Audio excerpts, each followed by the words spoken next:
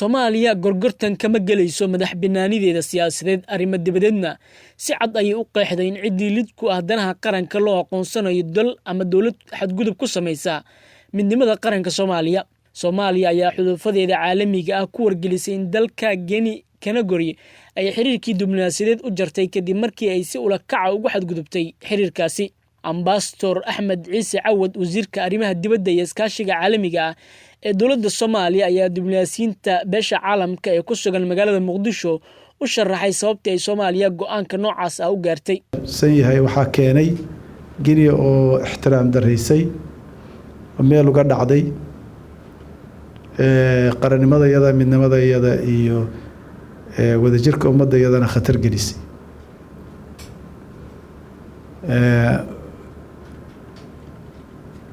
khaladka ay sameeyeen reer Guinea ma aha oo kaliya inay qarannimadii Soomaaliya u gafeen laakiin waxay waxyeelo ku yihiin oo ay caqabad ku yihiin oo ficilka saas oo kale ah oo caqabad ku yahay inay dib u dhac ku sameyso dib u heshiisiinta Soomaaliya iyo soo ururinta dadka Soomaaliya.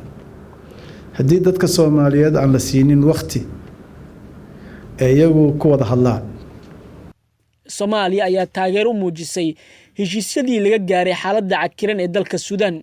inaan soo dhaweynay taageersanahayna heshiiska wax ku oolka ah ee Suudaan qaybaha Suudaan ay gaareen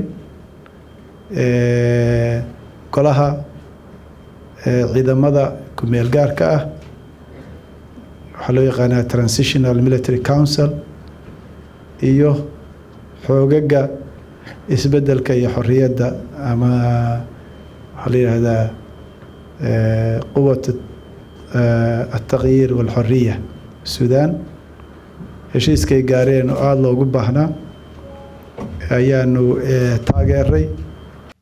wasiirka arrimaha dibadda Soomaaliya ayaa danjiriyaasha beesha caalamka uga warbixiyay socdaalka ra'iisul wasaaraha dalka uu ku joogo deegaanada Galmudug ee lagu dhisayo dawlad goboleed awood u leh fulinta xilkiisa siyaasadeed.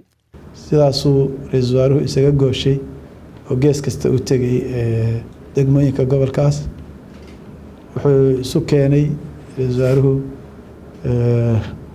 qarabyadii iskhilaafsanaa oo wuxuu la kulmay madaxweyne xaaf iyo hogaamiyaha ahlusunna waljamaaca oo kulligood u heshiis maxaa la yihahdaa iyo isfaham dhex dhigay.